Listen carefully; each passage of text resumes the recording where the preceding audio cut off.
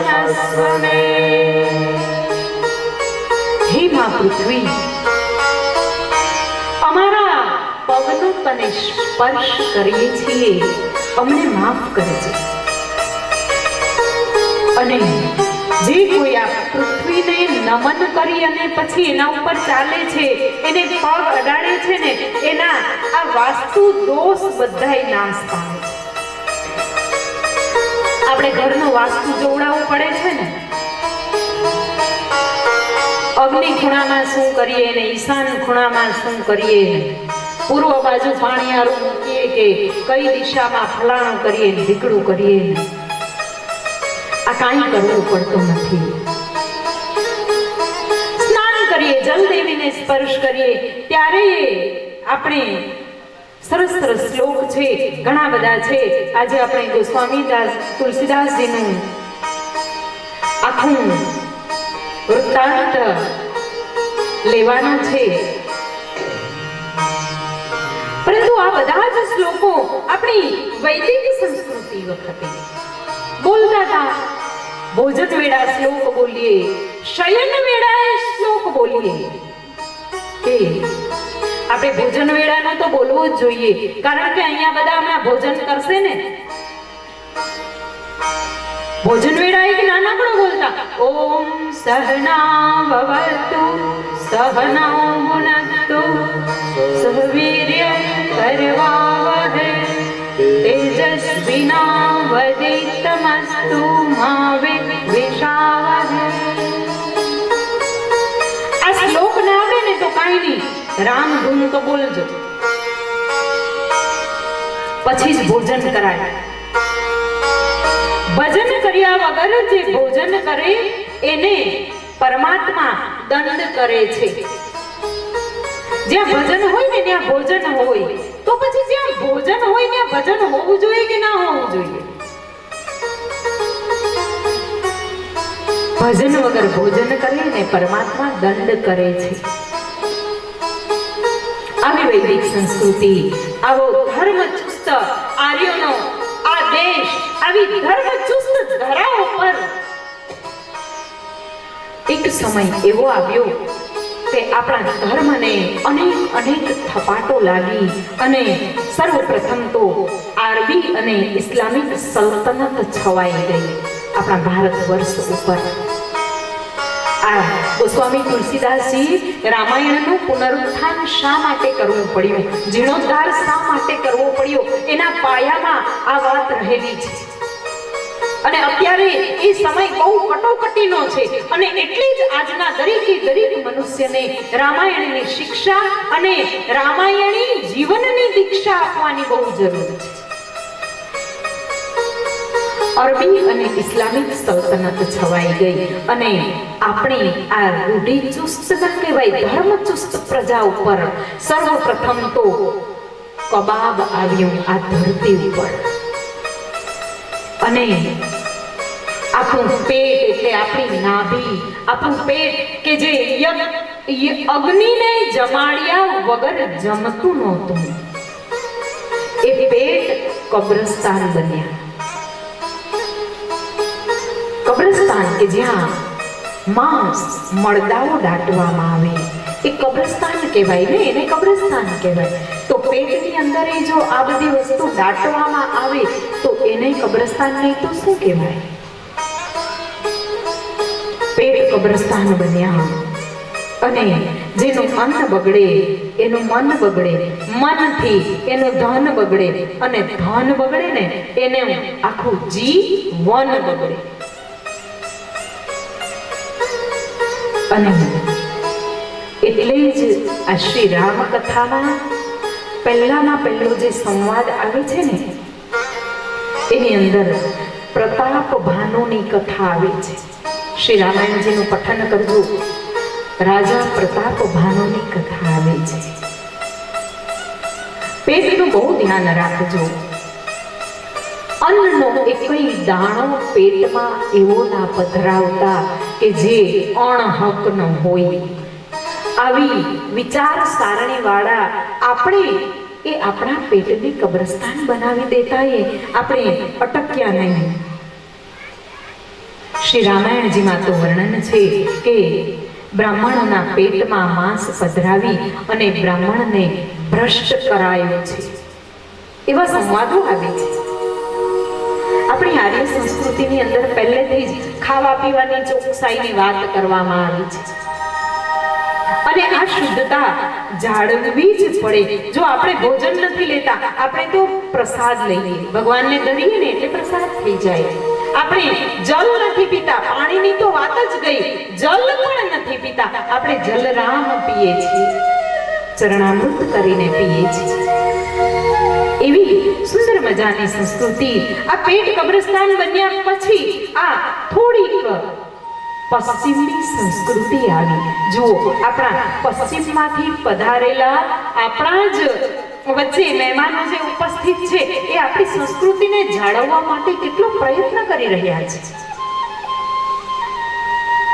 અને જ્યારે એ સમયે આપણી આર્યાવર્ત પ્રજા પર આ પશ્ચિમી સંસ્કૃતિ છવાઈ ગઈ ને, તો એની અંદર શરાબ અને શબાબ બે વસ્તુ આવી. શરાબ અને શબાબ. આ જાગૃત પ્રજા છે ને એ બેહોશ બની ગઈ. શરાબ શું કરે? બેહોશ કરી દે.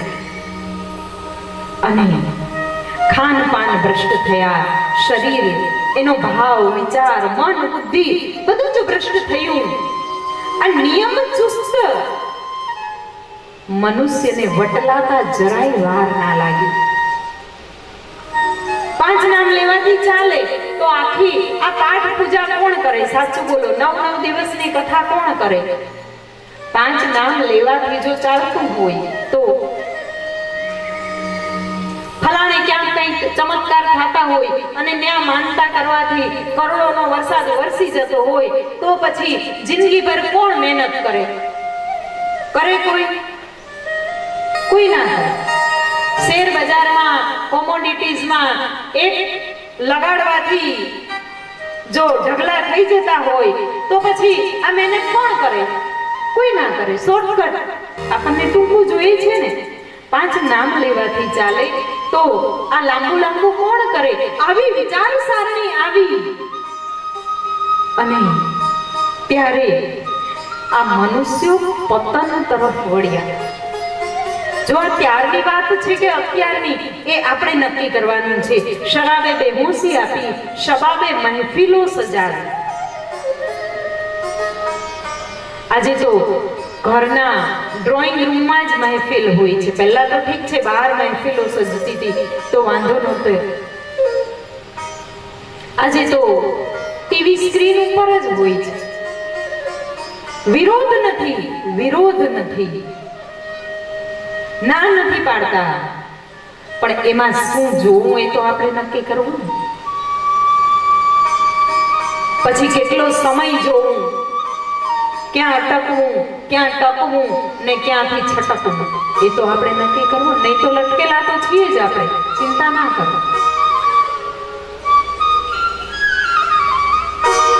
કબાબ, કબ્રસ્તાન બનાવ્યા, મરઘટ બનાવ્યું આપણા પેટને, આ દેહને.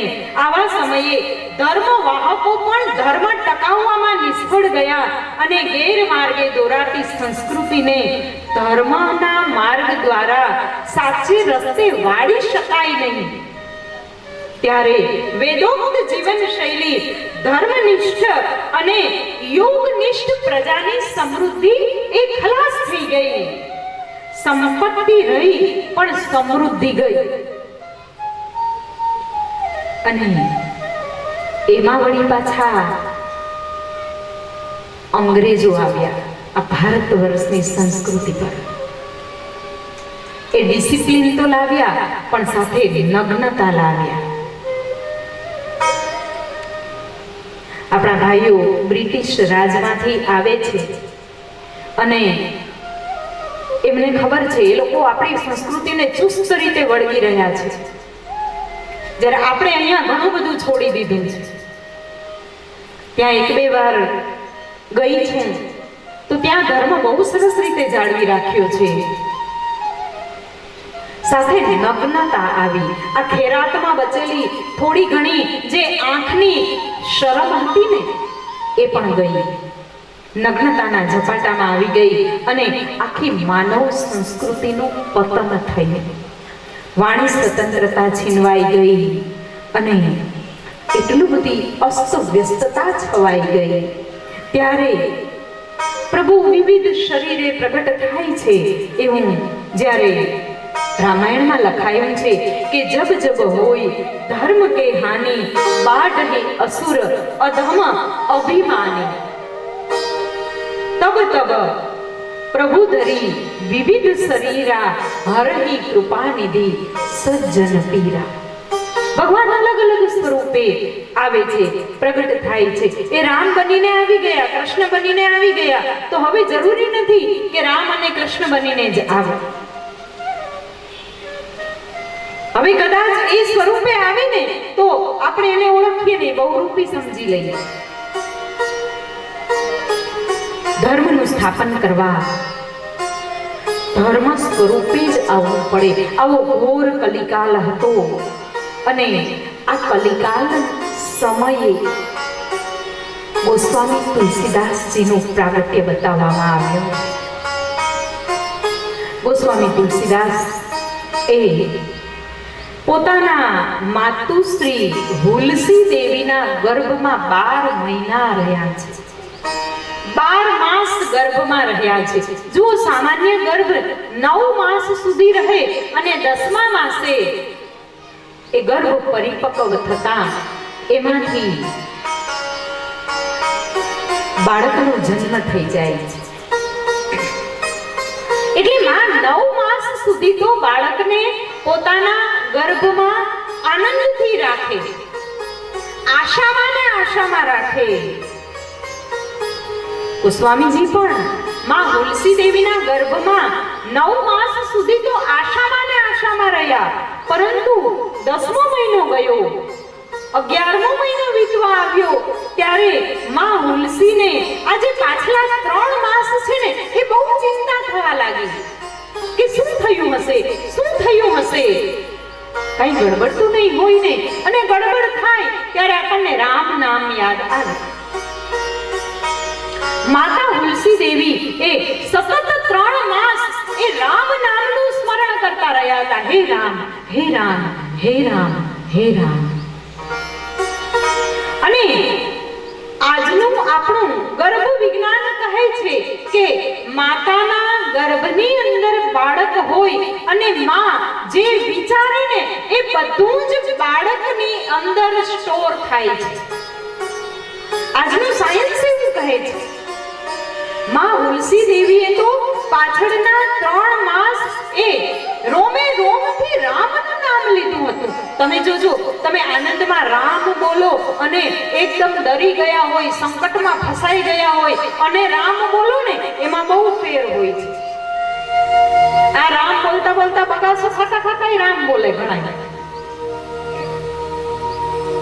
અને પેલું રામ બોલે ને એ રામ રોમે રોમથી બોલવામાં આવે છે. એ રામ એ તારનારું રામ હોય છે. એટલે આ રામમાં અને એ રામમાં બહુ ફેર. ગોસ્વામી તુલસીદાસજી જ્યારે માના ગર્ભમાં હતા, 3 મહિના વધારે થયા અને ગોસ્વામીજીના માતાને ખૂબ ચિંતા થઈ અને ચિંતામાં નામ લેવાયું છે રામનું. અને એટલે જેવા ગોસ્વામીજી આ ધરતી ઉપર આ ધરાતલ પર પ્રગટ થયા એટલે કહેવાય છે કે મુખમાં રામના નામ સાથે પ્રગટ થયા. એ કઈ ચમત્કાર નહોતો. એ આજનું વિજ્ઞાન જેને સાબિત કરી ચૂક્યું છે કે માએ જે કાંઈ ગ્રહણ કર્યું હોય છે બાળક આવી અને એ તરત જ દેખાડે છે. અમારે હમણાં અમદાવાદમાં એક પેપરમાં હતું કે એક હોસ્પિટલમાં એક બાળકનો જન્મ થયો અને જેવો જન્મ થયો ને એવું એ બાળક નર્સના ખીચામાંથી મોબાઈલ ખેંચવાનો પ્રયત્ન કરતો હતો.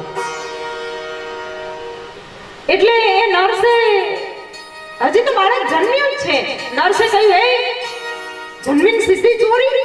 એટલે છોકરું બોલ્યું કે ના રે ના, આ તો ભગવાને કીધું હતું કે પહોંચીને મિસ કોલ કરજે, એટલે મોબાઈલ જોતો તો મિસ કોલ કરવા.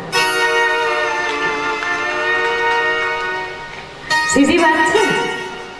આજની માતાઓ અને પિતાઓ મોબાઈલમાં હોય તો પછી બાળકો આવીને સીધા મોબાઈલમાં જ રહે ને, કાંઈ બીજું તો ના થાય. નવા એડમિનમાં એડમિટ થઈ જાય. એડમિન હોય છે ને, બધા ગ્રુપ હોય ને એમાં પછી એડમિટ થઈ જાય અને એમાં દાખલ થયા કહેવાય. હવે પછી એમાંથી રજા ના મળે ઘડીકમાં. ગોસ્વામી તુલસીદાસજીએ વિજ્ઞાનનું પ્રતિપાદન કર્યું છે, વિજ્ઞાન સ્થાપ્યું છે. કહેવાય છે કે જે બાળકનો ગર્ભવતી કાળ ઓછો હોય તો પણ એની અંદર કંઈક ખામી હોય, અને ગર્ભવતી કાળ લાંબો હોય તો પણ એની અંદર કંઈક વધારાનું આવે. જુઓ, જે બાળક 7 મહિને, અત્યારે તો 8 મહિને પણ જીવે છે, 8 મહિને કે થોડુંક અગાઉથી પ્રીમેચ્યોર હોય તો એ બાળકની અંદર કંઈક ને કંઈક ખામી રહે છે. એવી જ રીતના ગોસ્વામીજીને 3 મહિના વધારે થયા છે તો ગોસ્વામીજી માના ગર્ભની અંદરથી જ 5 વર્ષના બાળકને જે ડિલડોલ હોય, જે દેખાવ હોય એની સાથે પ્રગટ થયા હતા, પરિપક્વ થઈ અને પ્રગટ થયા હતા. એ 5 માસના બાળક જેટલો ડિલડોલ લાગતું હતું, એના મુખમાં દાંત હતા અને રામનું નામ સાથે લઈને જન્મ્યા. આ કોઈ ચમત્કાર નહોતો, આ એક બહુ મોટું અત્યારે સાબિત થઈ ચૂકેલું એવું વિજ્ઞાન છે. રામ નામ તો ત્યારે હતું અને એ જ રામ નામ લઈ અને જન્મ થયો છે. ગોસ્વામીજીના માતાએ વિચાર્યું કે દાંત સાથે, વાળ સાથે 5 માસના બાળક જેવું ડિલડોલ લઈ અને આ બાળક છે જન્મ્યું છે, એ કાંઈક અનિષ્ટ તો નહીં થાય ને. એ બીકમાં માતાએ ગોસ્વામીજીને એની દાસીને આપી દીધા અને એ ચુનિયા નામની દાસી, એ દાસી પાસે ગોસ્વામીજી થોડાક મોટા થયા. આ દાસીનો સાથ પણ ઈશ્વરે વધારે ના આપ્યો. ગોસ્વામીજી પરથી છત્રછાયા ઉઠી ગઈ. એવામાં એમને નરહરિયાનંદજી સાથે મુલાકાત થઈ. જનોઈ સંસ્કાર થયા, ગુરુ સંસ્કાર થયા અને નરહરિયાનંદજીએ ગોસ્વામીજીની અંદર રહેલું જ્ઞાન પ્રગટ કરાવી દીધું. જો જ્ઞાન કોઈ આપતું નથી, આ જગતમાં કોઈની તાકાત નથી કે જ્ઞાન આપી શકે. જ્ઞાન તો આપણી અંદર છે. આપણો આત્મા એ જ્ઞાનવાન છે. આપણે જ્ઞાન પ્રગટ કરવાનું હોય છે. કોઈ એવો પ્રકાશ, ગુરુરૂપી પ્રકાશ એ આપણા આત્મદીપકને અડે અને આપણામાં એ પ્રકાશ થઈ જાય. એમ ગોસ્વામીજીની અંદર રહેલું જ્ઞાન એ પ્રગટ થઈ ગયું અને રત્નાવલી દેવી સાથે ગૃહસ્થાશ્રમમાં પ્રવેશ કર્યો. દેવી રત્નાવલી દેવી એ ખૂબ જ જ્ઞાની હતા. કારણ કે ગોસ્વામીજી કે જેઓ 4 વેદના જ્ઞાતા હતા, સમસ્ત જગતમાં એ સમયે જે કંઈ પણ જ્ઞાન હતું એ બધું જ ગોસ્વામી તુલસીદાસજીને વિદિત હતું. તો હવે ગોસ્વામીજી એવી કોઈ કન્યાને પાણી ગ્રહણ નહીં કરે કે જેને કાંઈ જ ના ખબર હોય. અને એમાં ગુરુ નરહરિયાનંદજીની સાક્ષી એમણે રત્નાવલી દેવીનો હાથ પકડ્યો છે. રત્નાવલી દેવી બહુ જ જ્ઞાની હતા અને ગૃહ સંસાર નો આરંભ થયો. ગોસ્વામીજી ગોસ્વામીજીના જીવનમાં પ્રથમવાર પ્રેમના દર્શન થયા.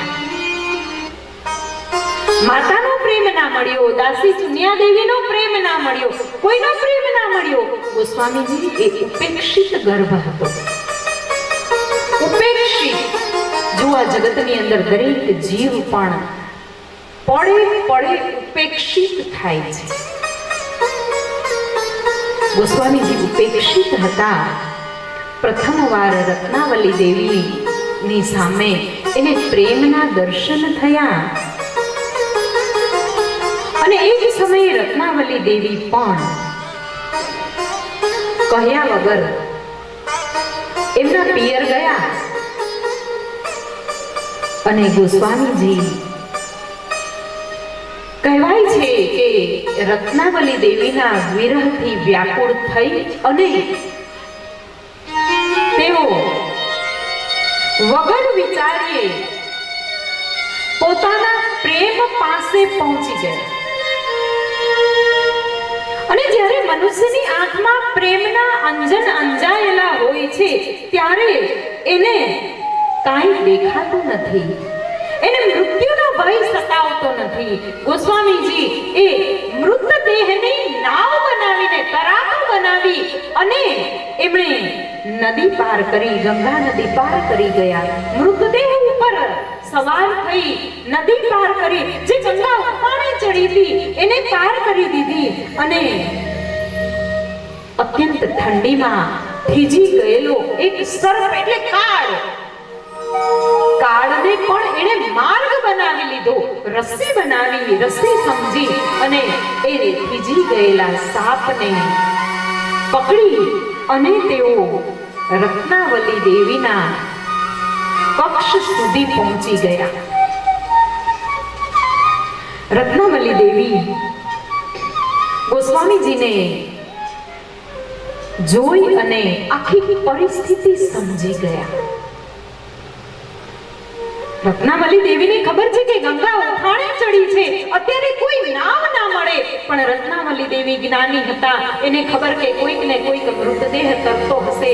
એના ઉપરથી પ્રેમનું અંજન જેની આંખમાં અંજાયેલું છે એવા ગોસ્વામીજી અહીંયા પહોંચ્યા છે. જરૂર આમાંથી નીચે વળીને જોયું હશે, ખબર પડી કે આ તો સાપને એટલે કે કાળને પણ પોતાને વશ કરી અને મારા સુધી પહોંચી ગયા છે. અને ત્યારે રત્નાવલી દેવી બોલી ઉઠે છે કે હે તુલસી, તારી આંખમાં પ્રેમના અંજન અંજાયા છે, ધન્ય છે, પરંતુ આ પ્રેમને ધન્ય નથી. કહે છે કે દિગ દિગ તોહી પ્રાણ પિયારે, તારા આ પ્રેમને ધન્ય નથી, તારા આ પ્રેમને ધિક્કાર છે. દિગ દિગ તોહી પ્રાણ પિયારે, હાથ ચામ હાડ અતિ નીરસ હમારે. કહ્યું કે આ ચર્મનો દેહ, આ અસ્થિઓનો દેહ એ તો બહુ નીરસ છે. કહે છે કે હે તુલસી, એસો મન જો લાગત રામે, આવું મન જો રામમાં લાગી ગયું હોત ને તો સુધરત તિહરે સબ કામે. તો હે તુલસી, તમારા બધા જ કામ સુધરી જાત, તમારું જીવન સુધરી જાત. અને ત્યારે આ વચનના બાણ એવા લાગ્યા ગોસ્વામીજીને કે એના અંદર રહેલા પૂર્વના સંસ્કારો જાગી ગયા. ગૃહ ત્યાગ થઈ ગયો, સાધુ વેશ ધારણ થઈ ગયો. આ વચનના બાણ અને આ વચન છે ને એ બહુ અદ્ભુત શક્તિ છે. જેને જેને આ શબ્દના બાણ લાગી ગયા છે ને એ બે રસ્તે એમણે પોતાની દિશા બનાવી છે. આ વચનના બાણ લાગ્યા હોય એને બે રસ્તા ખુલી જાય છે. એક રસ્તો અંતરયાત્રાનો ખુલે છે અને બીજો રસ્તો એ આતંકવાદનો ખુલે છે. જેને જેને ઊંડી નિરાશા સાંપડી છે, જેને જગતની અંદરથી ધિક્કાર પ્રાપ્ત થયો છે એ બે રસ્તા પસંદ કરે, એક તો આંતકવાદ અને બીજો અંતરયાત્રાનો માર્ગ. આ પહેલો રસ્તો ઘણા પસંદ કરે, મારી નાખે કાં મરી જાય. મળે છે ને આ રસ્તો? મારી નાખે શકે એમ ના હોય તો પોતે મરી જાય ને પછી બધાને હેરાન કરી નાખે. અંતરયાત્રાનો માર્ગ એ અહીંયાથી જ ખુલે છે. ગોસ્વામીજીને આ બીજો માર્ગ ખુલ્યો. અંતરયાત્રા ચાલુ થઈ અને રત્નાવલી દેવીની વાતને વાગોળવા લાગ્યા ગોસ્વામીજી કે ભાઈ અનંત દ્રષ્ટિ જાગી ગઈ.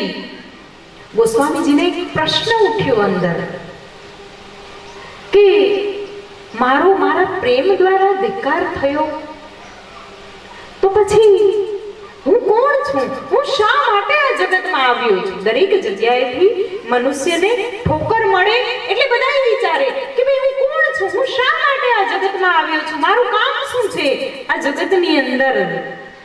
જ્યારે ગોસ્વામીજીને આવો પ્રશ્ન થયો, ગોસ્વામીજીને થયું કે મારું મહત્વ શું આ જગતની અંદર? મને આપણને એવું થાય ને કે મારું મહત્વ શું? મને જસ કેમ નથી મળતો? આપણા તો પ્રશ્ન આવા હોય વળી પાછા, મને કેમ જસ નથી મળતો ને મારું બધું કેમ છીનવાઈ જાય છે? ગોસ્વામી તુલસીદાસજીને અંદરથી જવાબ આવ્યો છે અને જવાબમાં આવ્યું કે હે તુલસી, તું કામ નથી, તારી અંદર તો રામ છે. એ રામને જગાડો. તમે રામને પામવા માટે આવ્યા છો, તમે જસ લેવા માટે નહીં, આ જગતને જસ આપવા માટે આવ્યા છો. આ જગતમાં જસની આશા ના રાખતા. તમે જસ લેવા જાશો ને તો કોઈ તમને જસ આપવા વાળું નથી. તમે બીજાને જસ આપો, જસોદા બનો. દેવકીનો જાયો અને જસ લઈ ગઈ જસોદા. માં બનવાનો જસ તો આ જસોદા લઈ ગઈ. તો આપણે બધા જસોદા બની જઈએ તો 11 વર્ષ અને 52 દિવસ જસોદાના ખોળે આ કાનુડો એ ખેલ્યો છે. દેવકીના ખોળે નથી ખેલ્યો. જસોદા બની જાય ને તો જસ આપવો પડે. જસોદાજી જસ આપ્યો છે. ગોસ્વામીજીના અંતરમાંથી જવાબ આવ્યો કે તમારી અંદર તો રામ છે, એને પ્રગટ કરવા માટે તમે આવ્યા છો. તમે જસ લેવા માટે નહીં, જસ આપવા માટે આવ્યા છો. અનંત દ્રષ્ટિમાં રામ જાગી ગયા અને એ રામ જાગ્યા પછી ગોસ્વામીજીએ જગતને તુલસીકૃત રામાયણની ભેટ આપી છે. આ તુલસીકૃત રામાયણ બહુ સરળ, ખૂબ સુંદર, ઊંડી અભિપ્સા છે. એની અંદર આત્મ તત્વની ઓળખાણ છે. દરેકની અંદર રામ છે, દરેકની અંદર રામ. આ રામને જગાડવાની વિધિ છે રામાયણ. પ્રથમ જે શિવજીની રચેલી રામાયણ છે ને એ રામકથા, એ વૈરાગી રામાયણ છે. જેનું પાન છે ને માં ભવાની કરે, શક્તિ એનું પાન કરી શકે. આપણી સમજમાં ના આવે. શક્તિ હોય ને એ જ વૈરાગી રામાયણ સમજી શકે. આપણી સમજમાં એ રામાયણ ના આવે. શક્તિ પાન કરી શકે. જુઓ, અહીંયા એક વાત યાદ આવે છે કે આ જગતમાં એ શક્તિ છે. શક્તિ એટલે સ્ત્રી. અને આ સ્ત્રીઓ છોડી શકે. હો ભાઈ, જુઓ, ઉપવાસ કોણ કરી શકે? બહેનો બહુ ઉપવાસ કરી શકે. ભાઈઓ એટલા બધા ઉપવાસ કરી જ ના શકે. કદાચ હોય ને તો એના માટે જો દીકરીઓ કંઈક રહેતી હોય ને તો માનો રવિવાર રહેતી હોય કે જે કંઈ શનિવાર હોય તો એ એક ટાઈમ જમે પછી સાંજે એ ફરાળ ના કરે, એ માંડવીના દાણા ગોળ ની કાકરી લઈને બેસે ને, એને ચાલે, એક ટાઈમ જમે પછી સાંજે ચાલે. પણ એની જગ્યાએ પુરુષ હમણાં શિવરાત્રી ગઈ ને, શિવરાત કરી હશે ને, તો સાંજે ફરાળ બનાવવો પડ્યો હશે. ઉપવાસ પુરુષ ના કરી શકે. એ તો આ સ્ત્રીઓની જ શક્તિ છે, આ સ્ત્રીઓ જ કરી શકે, સ્ત્રીઓ છોડી શકે. સાચી વાત છે. અને જુઓ, રામનો ત્યાગ એના કરતા ભરત ત્યાગ મહાન કેમ છે કે ભગવાન રામચંદ્રજી પાસે તો ત્યાં કઈ વ્યવસ્થા જ નહોતી અને ત્યાગ કર્યો. પણ ભરતજી મહારાજ, ભરતજી લાલ પાસે તો બધી વ્યવસ્થા હતી અને છતાં વ્યવસ્થાને ત્યાગીને દૂર રહ્યા. તો આ બહેનોનું એવું જ કંઈક છે, બહેનોનો ત્યાગ બહુ છે. રસોડામાં સરસ સરસ દાળ ભાત શાક રોટલી બનાવે, પીરસે અને પાછી પોતે ના ખાય. વિચારો, આવો ત્યાગ મહાન કહેવાય કે ના કહેવાય? સુગંધ લઈને ના ખાવું એ કેટલો મોટો ત્યાગ છે. એટલે આ સ્ત્રીઓ ત્યાગ કરી શકે.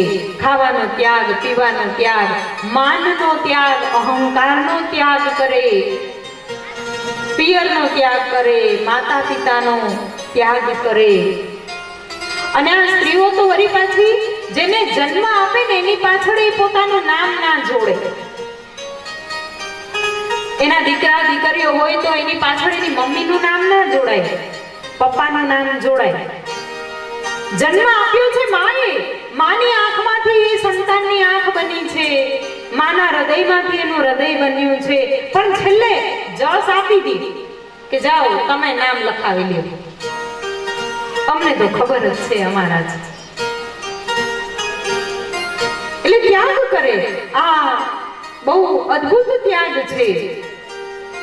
પણ આ જ સ્ત્રી જ્યારે આ સંસાર રૂપી આ જે સંગ્રામ છે એની અંદર એક ચાવીનો જુડો ખબર નહીં કેમ ના છોડે. બધું છોડે પણ એક ખબર નહીં આ શા માટે નથી છૂટતું. બીજી રામાયણ વાલ્મીકીજીએ રચી છે કે જે જ્ઞાની રામાયણ છે, અને એ જ્ઞાની રામાયણનું નિત્ય શ્રવણ જ્ઞાનીજનો કરી રહ્યા છે. ઋષિગણો શ્રવણ કરે, મુનિગણો એનું શ્રવણ કરે છે. ઋષિ મુનિઓ, સાધુઓ, સંતો એમણે વાલ્મીકી રામાયણનો આશ્રય લીધો છે. જ્ઞાની રામાયણ છે. અને ત્યાર પછી આ તુલસીકૃત રામાયણ. આ તુલસીકૃત રામાયણ એ વિજ્ઞાની રામાયણ છે. આ કલયુગના મનુષ્ય માટે શા માટે ખબર? આ વિજ્ઞાની રામાયણ છે. આની અંદર ભારોભાર વિજ્ઞાન છે, ભારોભાર સાયન્સ. આ ગોસ્વામી તુલસીકૃત રામાયણ જે છે એ રામાયણને જો પરિપૂર્ણ રીતે સમજી લેવામાં આવે ને તો એ આચરણમાં મુકાઈ જાય છે. એને આચરણમાં મૂકવી નથી પડતી, પણ આપણે તો સમજતા જ નથી પૂરેપૂરું, તો પછી આચરણમાં ક્યાંથી મૂકીએ? એટલે આ વિજ્ઞાની રામાયણ છે. અને વિજ્ઞાની તો છે જ, સાથે સાથે ભક્તિમય રામાયણ છે. જીવનમાં ભક્તિ ના હોય ને તો ભક્તિ વિનાનું જ્ઞાન નકામું. ભક્તિ એટલે સમર્પણ. સમર્પણ વગરનું જ્ઞાન છે ને એ રાવણનો માર્ગ છે. એટલે ભક્તિમય રામકથા છે અને સાથે સાથે આ સંગીતમય રામકથા છે. ગોસ્વામી તુલસીદાસજીએ રામાયણ નામનું જે મહાકાવ્ય રચ્યું છે ને એની ચોપાઈ છે એની અંદર, અને એ ચોપાઈને તમે અનેક અનેક રાગમાં ગાઈ શકો છો. સંગીતમય છે. એટલા બધા રાગની અંદર તમે એને ઢાળી શકો છો કે આજના સંગીતકારો અથવા તો જે કોઈ રચનાકારો છે, કવિઓ છે, મોટા મોટા ચારણો છે, ભાટ છે, બંદીજનો છે, એ પણ આ ગોસ્વામી તુલસીદાસજીના આ રચનાને હજી કડી નથી શક્યા કે શું કરામત છે કે એક ચોપાઈને તમે ગમે તે પ્રાસમાં બેસાડી શકો છો. કેટલી અદ્ભુત, કેટલી મહાન રચના. એની અંદર વળી પાછા છંદ છે, સોરઠાઓ છે, દોહાઓ છે અને ચોપાઈ છે. 4 વિભાગો છે. અને આ 4 વિભાગોમાં જો ગોસ્વામીજીએ એક બીજી કરામત કરી છે કે સૌથી વધારે આમાં ચોપાઈઓ છે. તો ગોસ્વામીજીએ ચોપાઈની અંદર સાદી સાદી દરેકને સમજાય એવી વાત લખી છે. આ જગતની અંદર ઉત્તર, દક્ષિણ, પૂર્વ અને પશ્ચિમ આ 4 ખૂણામાં જે દેખાય છે એ બધી જ વાતો આ ચોપાઈમાં લખેલી છે, જેના 4 પાયા છે: ધર્મ, અર્થ, કામ અને મોક્ષ. પૂર્વ, પશ્ચિમ, ઉત્તર, દક્ષિણ આ 4 ખૂણામાં સમાયેલી દરેક ઘટનાઓને ચોપાઈમાં આલેખી દીધી છે, એટલે બધાને સમજાઈ જાય. ચોપાઈ પછી થોડી ઓછી સંખ્યામાં દોહરા છે. દોહરાની સંખ્યા ઓછી છે, તો આ દોહરાની અંદર ગોસ્વામી તુલસીદાસજીએ અમુક રહસ્યો લખેલા છે કે જે સામાન્ય માણસને બહુ સમજવા નથી આવતા. જે રામ નામમાં રત જીવ હોય એને જ સમજાય એવી વાત દોહરામાં લખેલી છે. દોહરામાં થોડીક ઊંચી વાત લખી છે, થોડીક ઊંચી વાત કે જે બધાને બહુ ઝડપથી ના સમજમાં આવે. દોહરા પછી છંદ છે, સોરઠા છે. અને આ સોરઠાની અંદર ગોસ્વામીજીએ ગૂઢ તત્વ આલેખેલું છે. સોરઠા એ અત્યંત ગૂઢ વસ્તુનું પ્રતિપાદન કરે છે અને એનાથી ઓછા શ્લોક છે. શ્લોકની અંદર ગોસ્વામીજીએ તત્વ જ્ઞાનને પુષ્ટિ આપી છે. એવી આ 4 રચનાઓની અંદર તુલસીદાસજીએ રામાયણની રચના કરી છે. આ વિજ્ઞાની રામાયણ છે, ભક્તિમય છે અને સંગીતમય રામાયણ છે. આ સંગીત શબ્દ છે ને એમાં વળી પાછા 3 અર્થ સમાયેલા છે. આ સંગીત એનો પહેલો અક્ષર કાઢી નાખો એટલે પાછળ રહી જાય ગીત. સંગીતનો પહેલો અક્ષર હટાવો એટલે ગીત થઈ ગયું ને. તો આ ચોપાઈને તમે ગાઈ શકો છો. બીજું, એની અંદરથી બીજો અક્ષર કાઢી નાખો, ગી અક્ષર કાઢી નાખો તો થઈ ગયું સંત. તો આ ચોપાઈઓને ગાઈને તમે સંત બની જાઓ છો. અને છેલ્લો અક્ષર કાઢી નાખો, ત કાઢી નાખો તો સંગી રહી ગયું. સંગી એટલે સાથી. જીવનભર તમને રામનો સાથ પ્રાપ્ત થઈ જાય છે. અક્ષર 3 છે પણ 3 અક્ષરના 3 મોટા અર્થ અને મોટું મહાત્મ્ય છુપાયેલું છે. આપણી આ કથાની અંદર ઘણી વખત એવું થાય કે આ ગાવાનું ને થોડુંક ઓછું આવે એટલે સામેથી મને આમ જો સિગ્નલ મળે ને, કોઈના મુખમંડળમાં મને બ્રહ્માંડ દેખાય, જેમ કૃષ્ણના મુખમાં બ્રહ્માંડ દેખાણું હતું, કે પછી કોઈ અંતર્ધ્યાન થવાની તૈયારી હોય તો વળી મને યાદ આવે કે આપણે કંઈક ચાલુ કરો એમ. નહીં તો ત્યાં સુધી વળી પાછું યાદ ના આવે. કારણ કે ભાઈ આ રામ કથા છે, આ રામ રસ છે. અને આ રામ રસ એટલો બધો અદ્ભુત રસ છે કે આની અંદર 9 દિવસમાં તો પહેલી વાત કંઈ જ ના થઈ શકે. 9 દિવસમાં આખી રામ કથાનું આલેખન કરવું એ બહુ અઘરી વાત છે. અને એ પાછી એવી નહીં કે આખી રામકથા તો અમારા જીવાને તો સમજમાં જ ના આવે. અમારા જીવાને તો કદાચ એક કીડીના પગનું જે તળિયું હોય ને એટલી સમજમાં કદાચ આવી ગયું હોય, કદાચ એટલી આવી હોય, એટલી સમજમાં આવી હોય ને એમાંથી વળી એ પાછી કેટલાયમો એનો 1000મો ભાગ જો અમારે કેવો હોય તો એટલું જ કહી શકીએ. અને એ પાછું અમને કદાચ 9 જન્મો સુધી કયા રાખીએ ને ત્યારે પૂરો થાય. તો આ તો 9 દિવસમાં કેવું છે ને એમાંય વળી આપણે 3 વાગે તો આવી ના શકીએ. એમાંય આપણે સમય તો વળી પાછા આપણને દરરોજની 6 કલાક આપી છે ખાલી, વિચારો તો ખરા. અને એમાં એ 6 કલાક આપીને મને તો વળી આપણા પરસોત્તમભાઈ, આપણા રણછોડભાઈએ શું કીધું મને કે માતાજી તમે 52 ની બહાર જાજો. મેં કીધું લે આ ગંગા સતી ને પાનબાઈ આવ્યા, 52 ની બહાર રમે ને આ જીવ, 52 ની બહાર રમે. મેં કીધું એ 52 ની બહાર કેવું? મને કે તમને 54 કલાક આપી છે. વિચારો 6 કલાક ગણીએ તો 9 દિવસની 54 થઈ ને. એટલે 52 ની બહાર કાઢવાની વ્યવસ્થા આપણે આપણા ટ્રસ્ટી મંડળે કરી લીધી છે જો આપણે નીકળીએ તો. શ્રી રામાયણજી એ 52 ની બહાર કાઢી દે છે, પરંતુ આપણે 52 કલાક આ મંડપમાં બેસી શકીએ ને તો 54 કલાક બેસીએ તો 52 ની બહાર નીકળીએ, નહીં તો પાછા જેમાં છીએ એમાં છે જ. સંતો મહંતો પચાવે એવી આ રામકથા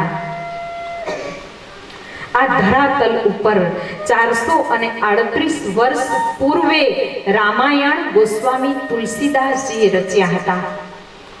અનેક કસોટીમાંથી આ રામાયણજી પસાર થયા અને ગોસ્વામીજી 126મા વર્ષે 80 ઘાટ પરથી એમણે સાકેત લોક પ્રયાણ કર્યું.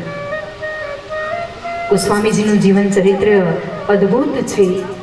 જો મનુષ્ય આ જગતને છોડીને જાય ને પછી એના નામની આગળ સ્વર્ગસ્થ લગાડે ને, પણ આવા સંતો મહંતોની આગળ સ્વર્ગસ્થ લાગતું નથી. શા માટે નથી લાગતું? આ રામાયણ તો આપણને ક્ષણે ક્ષણે પ્રશ્નાર્થ કરીને ઊભો રહી જાય. શા માટે નથી લાગતું? કારણ કે આપણા સંતો મહંતો ત્યાગીઓ તપસ્વીઓ એ આ દેહ સાથે એનો પછી બહુ સંબંધ રહેતો નથી. આ દેહની બહાર હોય છે, એ 52 ની બહાર હોય. પછી એને સ્વર્ગસ્થ કોણ છે? સ્વર્ગમાં કોણ ગયું? આ શરીર તો ગયું નથી. શરીર તો અહીંયા ને અહીંયા છે. જો આપણી વિચિત્રતા કેવી, આપણે નામની આગળ લખીએ સ્વર્ગસ્થ. ભાઈ આ દેહ તો અહીંયા ને અહીંયા છે, સ્વર્ગમાં ગયું કોણ? આત્મા સ્વર્ગમાં ના જાય. આત્મા તો એ પ્રભુની સાથે રમણ કરે. તો આપણે લખીએ સ્વર્ગસ્થ. આપણે આપણા નામની આગળ આ સ્વર્ગસ્થ નથી લગાડતા. એની કળા શું એ આ શ્રી રામાયણજી આપણને બતાવે છે. 80 ઘાટ ઉપરથી 126 વર્ષ પછી સાકેતપુરીમાં પ્રયાણ કર્યું અને ગોસ્વામીજી તુલસીકૃત રામાયણની રચના 2 વર્ષ 7 માસ અને 26 દિવસમાં કર્યું હતું. જો આપણે આપણી ભારતની સંસ્કૃતિને જાળવી રાખવી હશે ને તો આપણે આપણા બાળકને આ યાદ રખાવવું પડશે. એની બર્થ ડેટ યાદ હશે કે ભાઈ કઈ તારીખે તારો જન્મ, તો બર્થ ડેટ તો આપણે ઉજવીએ ને, એટલે એ યાદ હોય, એનિવર્સરી યાદ હોય, એન્ગેજમેન્ટ ડેટ, રિંગ સેરેમની યાદ હોય. પણ કોઈને આ યાદ છે ખરું કે આ શ્રી રામાયણજીની રચના કેટલા દિવસમાં થઈ હતી, એની અંદર કેટલા શ્લોક છે? કોઈને યાદ છે? ઘણા વર્ષ પહેલા, એટલે જ્યાં સુધી મને યાદ છે ત્યાં સુધી 2005માં મસરી બાપા સાથે રાજકોટ કન્યા છાત્રાલયમાં માંડુ બાપા અને મસરી બાપા બંને સાથે મારી મુલાકાત થઈ હતી. રાજપરા ગામમાં રામકથા હતી અને ત્યાં મસરી બાપા 3 દિવસ આવ્યા હતા. એ પહેલા હું એમને ત્યાં મળી હતી 2005ની સાલમાં. અને ત્યારે મસરી બાપા સાથે પહેલી વખત રામાયણ વિશે ચર્ચા કરી. અને ત્યારે મસરી બાપાએ કહ્યું હતું કે જ્યાં સુધી રામ નામના તત્વને દરેક જીવના લોહીમાં ઠસાવી દેવામાં નહીં આવે ત્યાં સુધી આ જીવનો ઉદ્ધાર નહીં થાય. આ રામ નામ રૂપી તત્વ છે ને, એ અંદર ભરી દેવું પડશે, ઠૂસી ઠૂસીને ભરી દેવાના છે. આપણને અથથી ઇતિ સુધીની ખબર હોવી જોઈએ. રામાયણની રચના કેટલું સરળ યાદ છે. 27-26 નો આંકડો યાદ રાખો. 2 વર્ષ 7 મહિના અને 26 દિવસમાં થઈ હતી.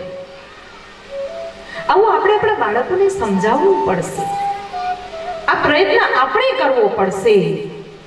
સંવંત 1633 માર્ગશીર્ષ સુદ પક્ષમાં રામ વિવાહના શુભ દિને ગોસ્વામીજીએ 7 કાંડ સમાપ્ત કર્યા.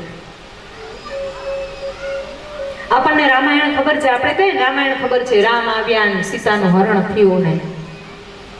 ભાઈ, તમને રામાયણ નથી ખબર, તમને વાર્તા ખબર છે. વાર્તા રે વાર્તા, ભાભા ઢોર ચારતા, ચપટી વગાડતા, છોકરાઓને સમજાવતા. એટલે આપણે સમજી ગયા, બસ આટલું. આ વાત તો જીવનમાં ઉતારવા જેવી છે. ગોસ્વામી તુલસીદાસજી રામના ગુણ ગાયા, રામમાં મગ્ન થઈ ગયા. એવી તુલસીદાસજીની વાત. તુલસી મગન ભયા રામ ગુણ ગાય કે, રામ ગુણ ગાય કે, ગોપાલ ગુણ ગાય કે. તુલસી મગન ભયા राम गुण गाय के, राम गुण गाय के, गोपाल गुण गाय के. तुलसी मगन भया राम गुण गाय के, राम गुण गाय के, गोपाल गुण गाय के, गोपाल गुण गाय के, राम गुण गाय के, गोपाल गुण गाय के.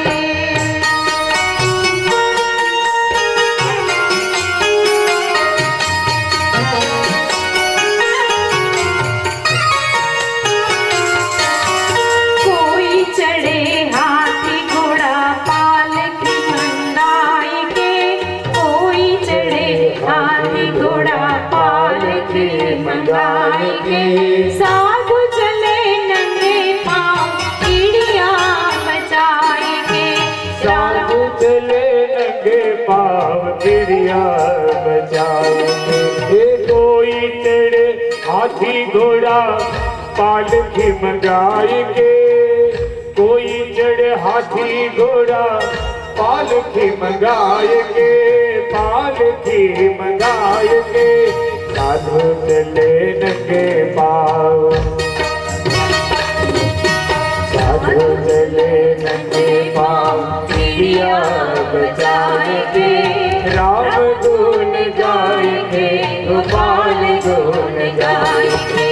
राम गुण गाएंगे, गोपाल गुण गाएंगे.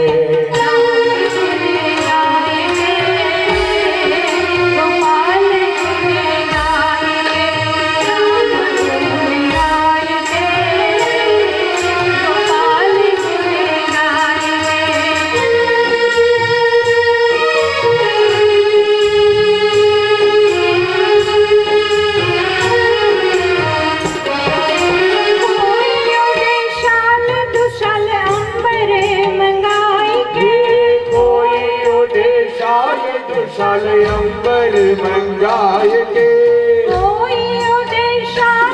शाल अंबर मंगाई के कोई ओढ़े शाल दुशाल अंबर मंगाए के कोई उड़े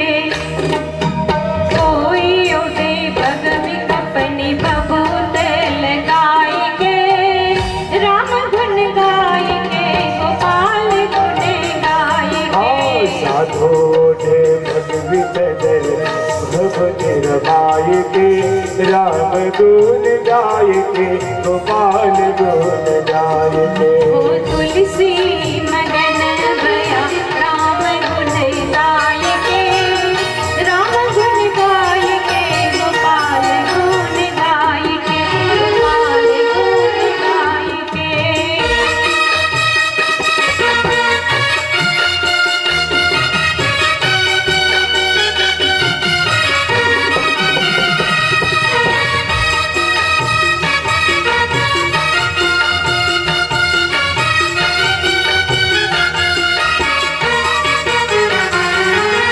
कोई खावे शिरा पूरी हलवा बनाई के कोई खावे शीरा पूरी हलवा मंगाए के कोई खाए शिरा पूरी हलवा मंगाई के कोई खावे शीरा पूरी हलवा मंगाए हेलो के हेलो हेलो ने शिरा पूरी खावी क्या कोई खाए शिरा पूरी हलवा मंगाई के कोई खावे शीरा पूरी हलवा मंगाए के साधु खावे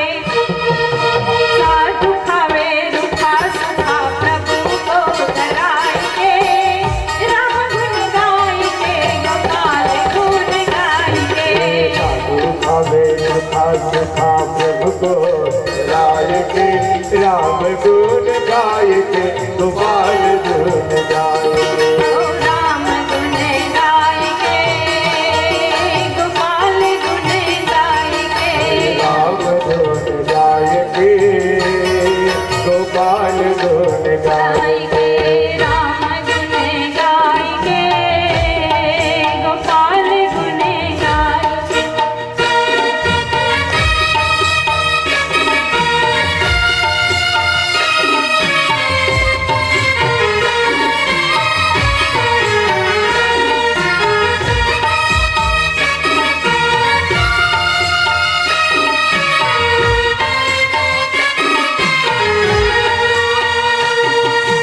कोई भले ज्ञान धन मान पान पाए के कोई भये ज्ञान धन मान पान गाय के कोई भले ज्ञान धन मान पान पाए के कोई भये ज्ञान धन मान पान पाई के न्याय भलो तुलसी ओ न्याय भयो तुलसी चित में राम लाए के राम गुण गाय के गोपाल गुण गाय के लाल भयो तुलसी चित में लगाए के राम गुण गाय के गोपाल गुण गाय के तुलसी मगन भया राम गुण गाय के राम गुण गाय के गोपाल गुण गाय के तुलसी मगन भयो राम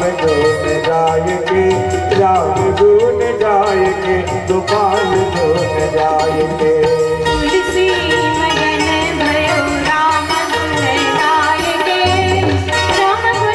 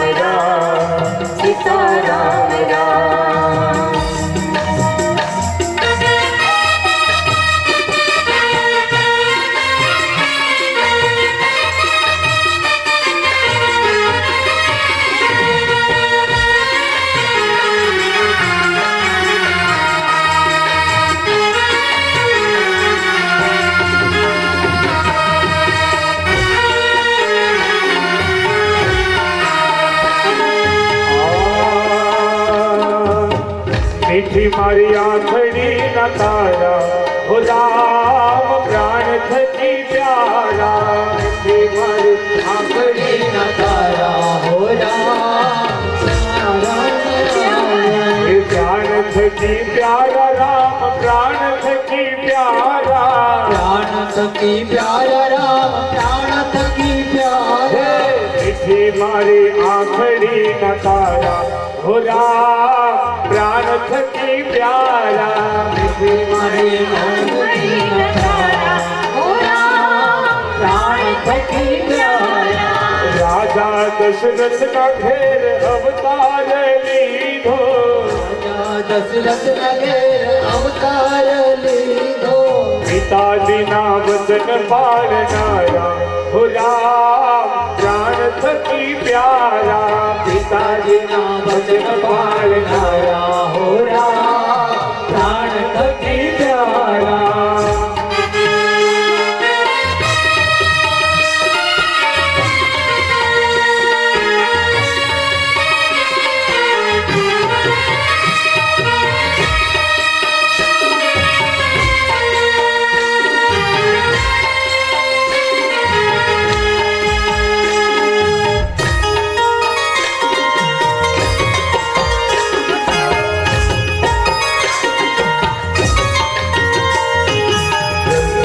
उतरवाने के वट पासे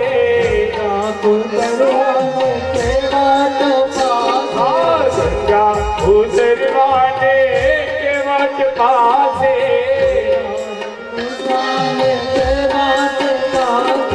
नदी कांठे नाम मांगनारा हो राम प्राण थकी प्यारा नदी कांठे नाम मांगनारा हो राम प्राण थकी प्यारा मीठी मारी आखड़ी न तारा हो राम प्राण थकी प्यारा हो राम प्राण थकी प्यारा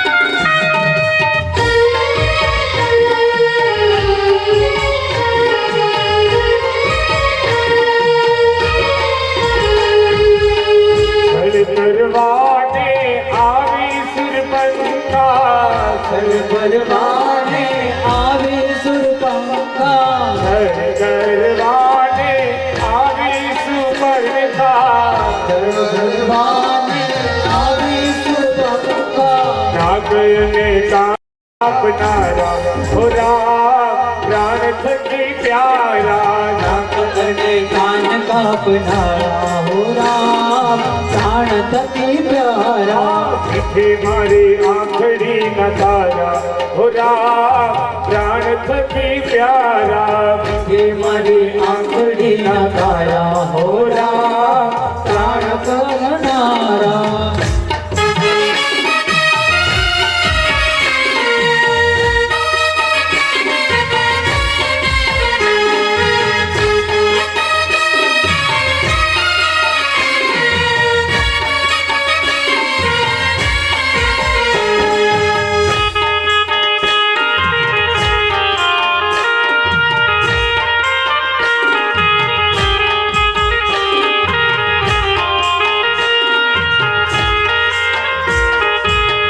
राजा रावण ने रणमाज रोयो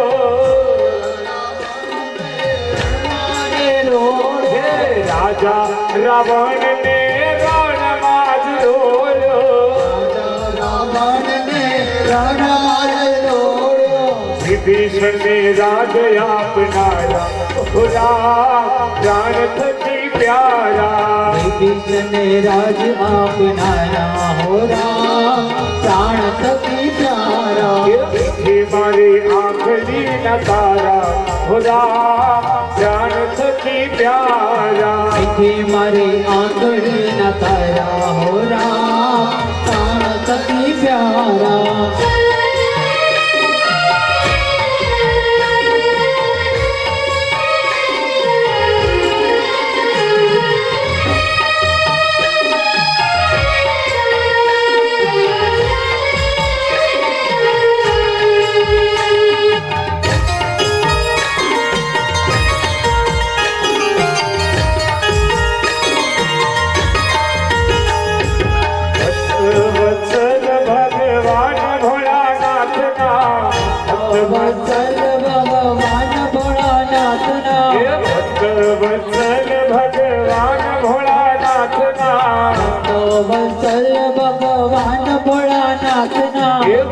केरा कष्ट कापनारा हो राम प्राण थकी प्यारा तना कष्ट कापनारा हो नाथ प्राण थकी प्यारा ये मीठे मारी आंखड़ी ना तारा हो राम प्राण थकी प्यारा તે મારી આંગળી ના તારા હો નાથ પ્રાણ થકી પ્યારા ये प्राण थकी प्यारा राम प्राण थकी प्यारा प्राण थकी प्यारा राम प्राण थकी प्यारा प्राण थकी प्यारा राम प्राण थकी प्यारा प्राण थकी प्यारा राम प्राण थकी प्यारा हरि ना नाम माहो गाना ने खेला નામ માઓ ગાડાને ગેલા हरि ना नाम माहो गाना ने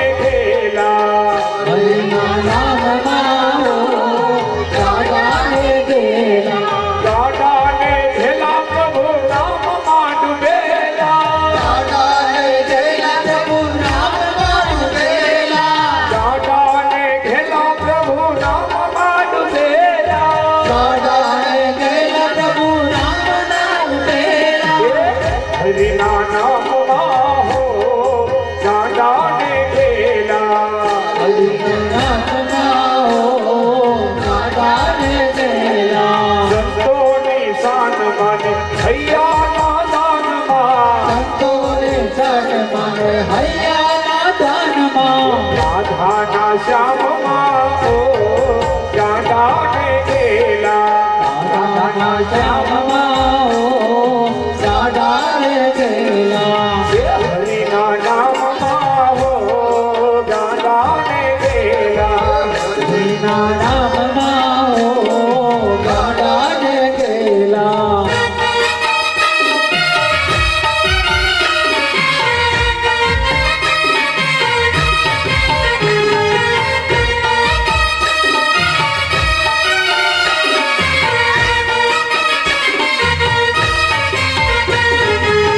प्रीतिना पान मान बाबा ना भान मा ના પાન માન બાવાના ભાનમાં ये प्रीतिना पान मा बाबा ना भान मा ના પાન માન બાવાના ભાનમાં ये सीता ना राम मा ओ राधा ने खेला सीता ना राम રામમાં ઓ ગાડાને ગેલા सीता ना राम मा ओ राधा ने खेला સીતાના નામમાં ઓ ગાડાને ગેલા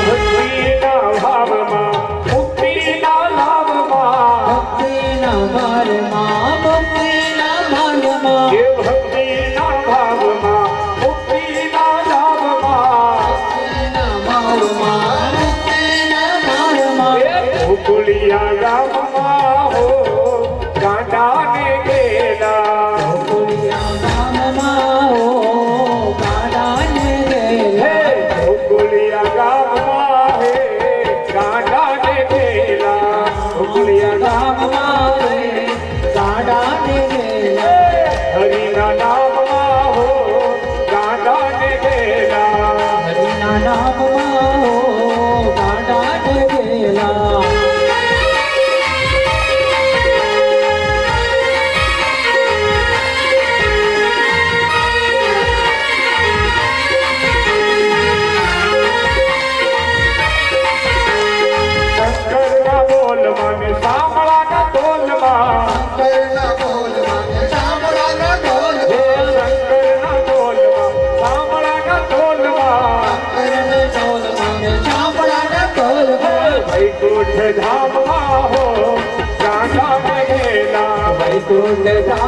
નામમાં હો ગાંડા ને વેલા હરિના નામમાં હો ગાંડા ને વેલા હરિના નામમાં હો ગાંડા ને વેલા ગાંડા ને વેલા પ્રભુ નામમાં ડૂબેલા ગાંડા ને વેલા પ્રભુ નામમાં ડૂબેલા ગાંડા ને વેલા પ્રભુ નામમાં ડૂબેલા ગાંડા ને વેલા પ્રભુ નામમાં ડૂબેલા હરિના નામમાં રાધાના શ્યામમાં સીતાના રામમાં ગોકુળિયા ગામમાં હો ગાંડા ને વેલા ગોકુળિયા ગામમાં હો ગાંડા ને વેલા હરિના નામમાં હો ગાંડા ને વેલા હરિના નામમાં હો ગાંડા ને વેલા હરિના નામમાં હો ગાંડા ને વેલા હરિના નામમાં હો ગાંડા ને વેલા ગોકુળિયા ગામમાં હો ગાંડા ને વેલા ગોકુળિયા ગામમાં હો ગાંડા ને વેલા રાધાના શ્યામમાં હો ગાંડા ને વેલા રાધાના શ્યામમાં હો ગાંડા ને વેલા સીતાના રામમાં હો ગાંડા ને વેલા સીતાના રામમાં હો ગાંડા ને વેલા ગાંડા ને વેલા ગાંડા ને વેલા ગાંડા ને વેલા ગાંડા ને વેલા બોલીએ સિયાવર રામ પવન સુત હનુમાન મહારાજ ગોસ્વામી તુલસીદાસજીનું ચરિત્ર ગોસ્વામીજીને ભગવાન શ્રી રામના દર્શન એ હનુમાનજી મહારાજની કૃપાથી થયા હતા. પ્રભુના દર્શન કરવા માટે ગોસ્વામીજીએ હનુમાનજી મહારાજનો અભિપ્રાય લીધો હતો. સર્વપ્રથમ તો ગોસ્વામીજીને એક પ્રેત મળ્યું અને એ પ્રેતે હનુમાનજી મહારાજનું મિલન કરાવ્યું. હનુમાનજી મહારાજે ભગવાનનું સરનામું આપ્યું કે ચિત્રકૂટના ઘાટ પર ભગવાનના દર્શન થશે. અને ચિત્રકૂટના ઘાટ પર ગોસ્વામીજી જ્યારે પ્રભુ દર્શન કરવા ગયા તો ભગવાન તો લક્ષ્મણજી લાલા સાથે અશ્વ પર સવાર થઈ અને નીકળી ગયા. તુલસીદાસજી તો મગ્ન હતા રામ નામમાં. નીકળી ગયા પછી હનુમાનજી મહારાજે આવીને કહ્યું કે ભગવાન ગયા જોયું. ગોસ્વામીજીએ કહ્યું કે ના, મને તો બાલ સ્વરૂપે દર્શન કરવા છે. અને ત્યારે ભગવાને ભક્તને પ્રભુ પ્રીતિને ધ્યાનમાં રાખી અને બીજી વાર દર્શન આપ્યા છે. આ વખતે પણ ગોસ્વામીજી આંખ બંધ કરી અને ચંદન ઘસી રહ્યા છે. રામ નામનો જાપ છે. ચર્મ ચક્ષુ બંધ છે પણ દિવ્ય ચક્ષુમાં રામ સામે છે અને ચંદન ઘસી રહ્યા છે. ભગવાન લક્ષ્મણજી લાલા સાથે આવ્યા. આ વખતે પણ ભગવાન જુએ છે કે ગોસ્વામીજીને દેહની શુદ્ધિ નથી, ભાન નથી. આ વખતે જો એ આંખ નહીં ખોલે એને ખબર નહીં પડે. અને ત્યારે હનુમાનજી મહારાજ સૂક્ષ્મ સ્વરૂપે આવી અને કહે છે કે ચિત્રકૂટ કે ઘાટ પર ભઈ સંતન કી ભીડ. ભગવાને પોતે ચંદન લીધું અને તિલક આપ્યું. તુલસીદાસજીને ગોસ્વામીજીનો જીવન ધન્ય બનાવી દીધું, એનો ફેરો સફળ કરી દીધો અને રત્નાવલી દેવીએ કહ્યું હતું કે જો આવી પ્રીતિ હે તુલસી તારી જો રામમાં લાગે ને તો આ ભવસાગર પાર થઈ જાય. પરંતુ ગોસ્વામીજીએ પોતાનો ભવસાગર તો પાર કર્યો, સાથે સાથે અનેક જીવોનો અનેક મનુષ્યનો પણ ફેરો એ પાર કરી દીધો, બેડો પાર લગાવી દીધો. અને ભગવાને પોતે ગોસાઈજીને ચંદનનું તિલક કરી દીધું છે. એવું અદ્ભુત ગોસ્વામીજીનું ચારિત્ર, તુલસી ચારિત્ર્યને આપણે અહીં વિરામ આપવાનો છે. કારણ કે આ કથા તો સતકોટી અપારા છે. આપણે તો આ કથા થોડી જેટલી સમજમાં આવે એટલી, એકાદ અક્ષરનો એ વળી એકાદો ભાગ સમજાઈ જાય તો એ બહુ થયું. એમ કરતા આગળ વધવાનું છે. એવી આ તુલસીકૃત રામાયણનું ગોસ્વામીજીના ચરિત્રને, એના વૃત્તાંતને, જીવન વૃત્તાંતને અહીં વિરામ આપીએ. સાથે સાથે આજના પ્રથમ દિવસની શ્રી રામચરિત નવા પારાયણની વાણીને પણ વિરામ આપીએ. અને આવતીકાલે આપણા સમય મુજબ અહીંયા આવી જઈએ એવી ખાસ મારી બધાને નમ્ર વિનંતી છે, પ્રાર્થના છે કે જો તમે સમય સાચવશો ને તો સમય તમને સાચવશે. તમે સમયને નહીં સાચવો ને તો સમય તમને નહીં સાચવે. એટલે સમયને સાચવતા શીખો અને સમયને સાચવતા શીખવાની શરૂઆત આજથી જ કરી દો. સમયસર આપણે આપણી શ્રી રામ કથાની દ્વિતીય દિવસની કથાનો આરંભ પ્રાતઃકાળે 9 વાગે કરીશું. આજની આપણી ગોસ્વામીજીના ચરિત્ર કથાથી નિવાણીને અહીં વિરામ આપીએ છીએ. મંગલમૂર્તિની સ્તુતિ કરીશું. ત્યાર પછી ભગવાનને નિરાંજન ઉતારશું, ધૂન કરીશું અને પછી આપણે પ્રસાદ લઈ અને કથા મંડપ છોડશું. જીવનમાં શિસ્ત બહુ જરૂરી છે. અશિસ્તથી તો આપણે આટલું જીવન તો વિતાવી દીધું. હવે આપણા જીવનમાં શિસ્ત થોડું આવી જાય રામકથાના માધ્યમથી તો ધન્ય થઈ જવાય એવું છે.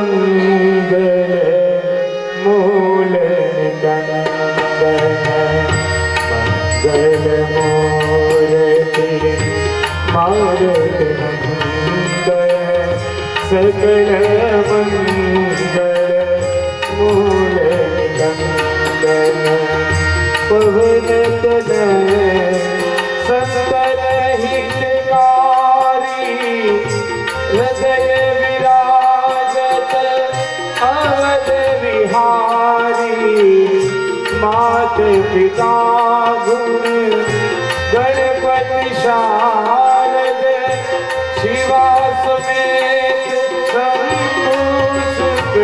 नारद मंगल मूर्ति मारुति मंगल सकल अमंगल मूल कंगल चरण कमल बंदहु सबका हो देहु राम पद में हो निवाहो जय जय जय हनुमान गोसाई कृपा करो गुरुदेव की नाई बंदो राम लखन रे यह तुलसी के परम स्नेही मंगल भवन मंगल हारी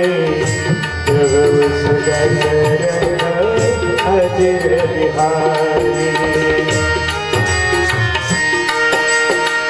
जय जय जय हनुमान गोसाई कृपा करो गुरुदेव की नाई साधु संत के तुम रखवारे असुरन कंदन राम दुलारे मंगल मूर्ति मारुत नंदन सकल अमंगल मूल कंदन मंगल मूर्ति मारुत नंदन सकल अमंगल मूल कंदन हरे राम राम राम सीता राम राम राम हरे राम राम राम सीता राम राम राम सीता राम हरे राम राम राम सीता राम राम राम